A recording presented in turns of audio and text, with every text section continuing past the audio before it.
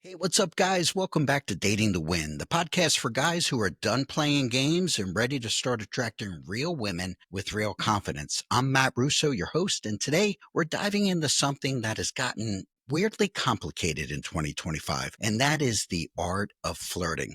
You see, back in the day, flirting was eye contact, it was a smile across the room. Now it's a whole psychological dance between text messages, emojis, likes, voice notes. And most guys are just trying to interpret, is she just being friendly or does she actually have interest in me? So today we're breaking it all down. This episode is for a guy who wants to flirt better, or if you've ever felt awkward trying to be charming, or if you ever felt that you overthought a DM, or if your flirty texts get ghosted more than they get replied. This is the episode for you. So stay here with me. Learn, live, love. Here's the truth. Flirting is a skill, not a gift, not a talent, not some magic you were either born with or born without. It's learnable. And when done right, flirting makes you feel something. Not pressured, not confused, just intrigued, curious, drawn in. And in 2025, the ability to spark that kind of interest in both real life and online is like a dating superpower. So let's unlock it. First off, let's redefine flirting.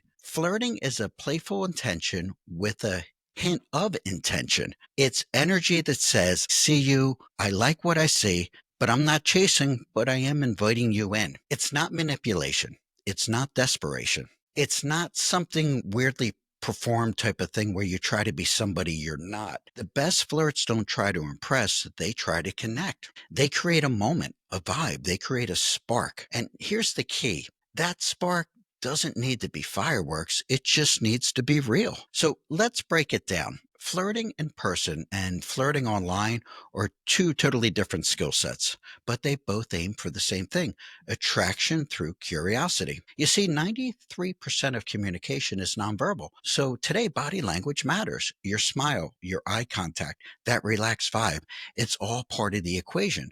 And one of the biggest green flags is a guy who's present, who's not checking his phone every 10 seconds. He's not scanning the room.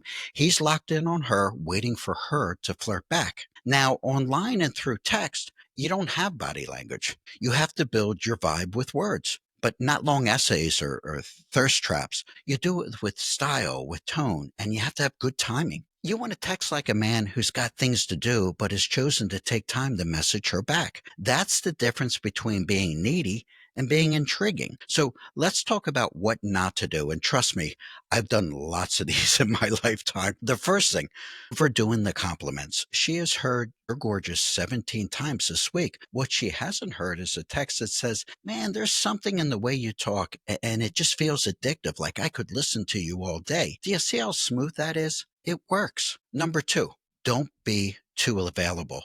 Flirting loses its magic when it's constant. You don't need to text back 3 seconds after she texts you. Give it time to breathe. Give it time to develop. Let her wonder what you're up to. Number three, don't act like a fan, act like a man. Don't like every one of her selfies. Don't put fire emojis on every one of her stories. She knows she's hot. She knows she's fine.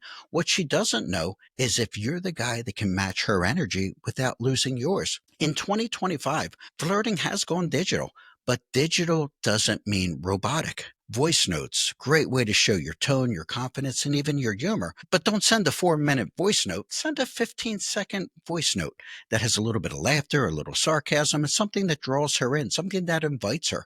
And video selfies, I know for guys they're rare, but that's why they work. If you're confident enough to send a 5 second video selfie, you could say, hey, you and I have way too much chemistry to not meet for coffee. She's going to remember that video selfie more than the 18 other text messages she got that week from other guys. And you want to stand out. You want your actions, your text to far exceed any of the efforts of the other guys. You want to ask better questions. You want to send better texts. You don't want to send, hey, so what do you do? You want to try something a little more creative that'll pique her interest. You want to say, hey, tell me something about you that you love to do that hardly anybody knows about. Or you want to send a text message that says, hey, tell me about your weirdest first date experience. Or maybe something like, hey, if you were going to go on a first date, what's a perfect scenario for you? These aren't just questions. their situations, their scenarios. They make her imagine, they make her respond, they make her laugh. And then she has to share something real. And that's where the connection begins. And remember, women love to be made to laugh. It puts their guard down and allows you to form a connection. Humor is key. Now, let me not sugarcoat this. Confidence is definitely the gas in the flirting engine. But here's the twist. Real confidence isn't about being loud. It's about being grounded. You're not trying to prove anything. You're just bringing good energy into the conversation. You're asking good questions. And if she doesn't feel it, and if there's not a vibe, that's okay. Rejection is good because that's realignment. And in the long run, it saves you time and energy. Keep it playful, respectful, and bold. You don't want to come off as too much. You want to come off as the guy who knows what he wants and isn't afraid to explore it. So I think it's time to land the plane on this topic. The real goal of flirting isn't to get a number. It's not to close a date. It's not to run a game. We never do that. It's to make her feel something, make her feel curious, make her feel warm, make her feel like she's being seen. And if that moment leads to a deeper connection, hey, that's great. Good for you. And if not, you still won because you showed up as the best version of yourself. Flirting is definitely a lost art, but you can master it in this digital age. Trust me. And if you master it, guys, you will become unforgettable. And that's it for today's episode of Dating to Win. If this hit home, share it with a friend who needs a flirting upgrade. And hey, don't forget to subscribe because next episode, we're tackling something a little bit deeper. What divorce mindset is and how it might be holding you back in love. So until next time, stay confident, stay curious, and remember, you're not dating just to date. You're dating to win.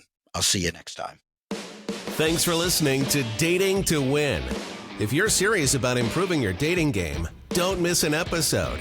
Hit the subscribe button or go to youtube.com/datingtowin25. Good luck out there, and we'll see you on the next episode of Dating to Win.